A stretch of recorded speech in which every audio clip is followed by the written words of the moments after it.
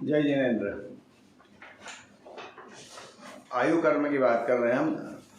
8 कर्म होते हैं, 4 घातिया 4 अघातिया, ज्ञानावर्णी, दक्षिणावर्णी, मोहिनी और अंतराय, ये घातिया कर्म होते हैं। और आयु, नाम, गोत्र और वेदनी ये अघातिया कर्म होते हैं। घातिया कर्म का संबंध आत्मा के गुणों से होता है, आत्मा के गुणों के घात से होता है। अघातिया कर्म का पुद्गल विपाकी होते हैं, इनके शरीर से संबंध होता है अघातिया कर्मों का।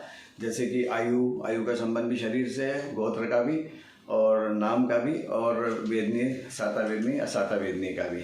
यहाँ पर हम आयु कर्म की विशेष रूप से चर्चा कर रहे हैं कि आयु कर्म जो होता है वो जैसे 8 कर्म होते हैं। 8 कर्म में 7 कर्म तो हमको कंटिन्यू बनते हैं, सतत बनते ही रहते हैं 24 घंटे पूरे जीवन।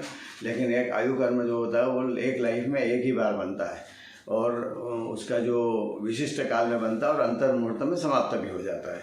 मतलब शादी ध्रुव होता है आयु कर्म का बंध।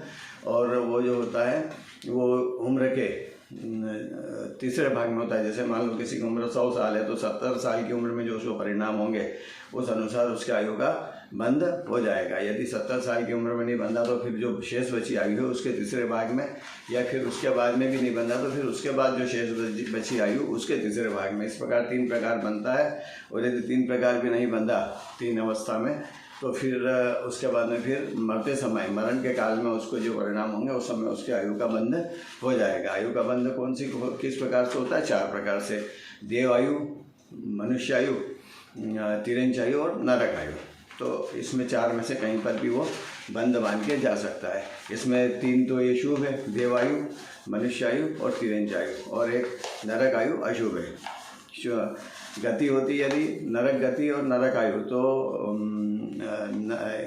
तिरंच गति और तिरंच आयु, तो तिरंच गति जो है वो अशुभ है लेकिन तिरंच आयु शुभ है। क्यों? क्योंकि उस आयु में जाने के बाद जीव उस आयु को छोड़ना नहीं चाहता है, भोगना चाहता है।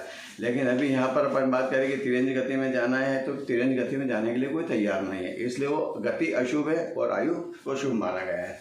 यहाँ अपन आयु कर्म की बात कर रहे हैं कि आयु जो होती है वो जब हम लोक में किसी को जैसे कोई आशीर्वाद देते हैं, आयुष्मान भव, तो हमारे ऐसे आशीर्वाद देने से किसी की आयु बढ़ती नहीं है न घटती है।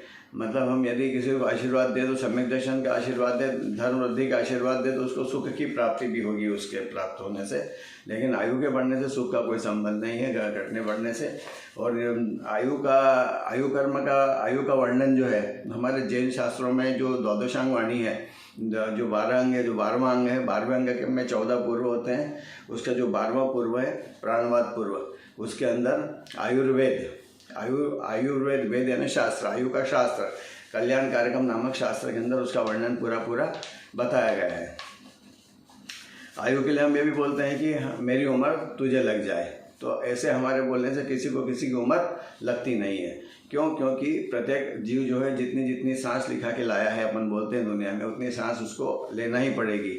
उसके अलावा वो उसकी कोई उम्र किसी की ले नहीं सकता। और यदि कोई जीव बहुत दुख उठा रहा हो और उसके प्राण नहीं निकल रहे हो तो उस समय परिजन भी ऐसी प्रार्थना करते हैं, कोई कैंसर वगैरह कोई रोग से पीड़ित हो और उसका दुख देखा नहीं जा रहा हो तो कि हे भगवान इसे जल्दी उठा ले, हे भगवान इसको उठा ले।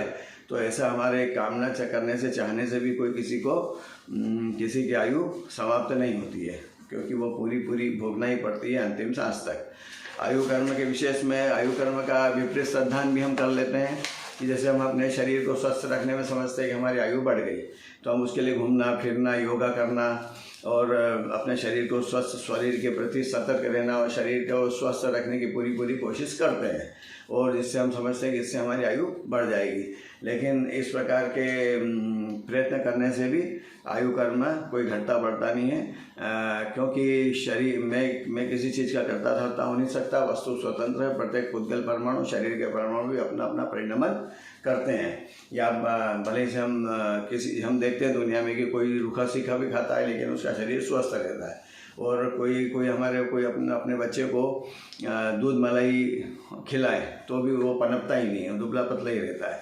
इसका मतलब ये हुआ कि वो जो होता है आयु, जो शरीर का स्वास्थ्य जो होता है वो अपने आप उसका परिणमन होता है, और उसकी जब तक आयु है उसको कोई कम ज़्यादा कर नहीं सकता। आयु सबसे अच्छी आयु तो मनुष्य आयु होती है कि उसमें हम संयम और मोक्ष का मार्ग धारण कर सकते हैं। और हम जैसे दुनिया में बोलते हैं कि स्वर्गवास हो गया, कोई मरण को प्राप्त हो जाए तो लोग व्यवहार की भाषा होती है स्वर्गवास हो गया, लेकिन ऐसा कोई ज़रूरी नहीं है कि किसी का स्वर्गवास हो जाए। किसी का नरकवास भी हो सकता है, किसी का तिर्यंचवास भी हो सकता है। तो ये कैसे होता है कि ये उसके परिणाम के आधार पर होता है। तो यहाँ पर हमको अपनी आयु के लिए, हमारी आयु का कोई हमको भरोसा नहीं कि कब आयु बन जाएगी और कब पूर्ण हो जाएगी और कब हमारा प्राणांत हो जाएगा। इसलिए हमको अपने परिणामों का विशेष ध्यान रखने का जैन धर्म में बताया गया है कि परिणाम के प्रति हमको सावधान रहना चाहिए।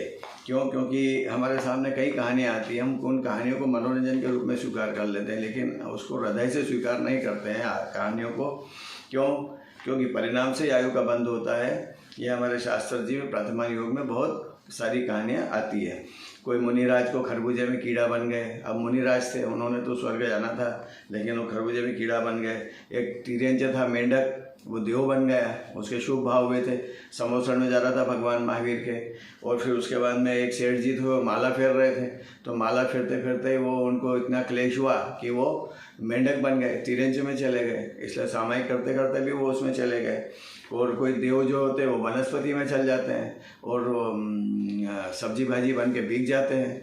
और द्रौपदी का जो जीव था वो पृथ्वीकाय में चले गया, तो 22 सागर तक पृथ्वीकाय बन के पड़ा रहा। कई बार खरीदा गया, कई बार बिक गया। और हमारे जो भावी तीर्थंकर है, राजा सैनिक, जो कि तीर्थंकर होने वाले हैं, लेकिन वो अभी कहाँ पर है? अभी वो अपने नरक में पड़े हुए हैं अपने परिणामों की वजह से।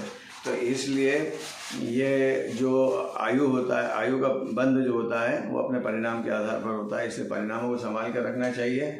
और आयु कर्म के विषय में ये सब रोचक जानकारी आपको मैं इसलिए दे रहा हूँ कि अपन अपने परिणामों को संभाल के अपनी अच्छी शुभ आयु का बंध करें, ताकि फिर से नहीं, वर्तमान में ही सम्यक दर्शन की प्राप्ति करें, धर्म की वृद्धि करके अपना कल्याण कर लें। जय जिनेन्द्र।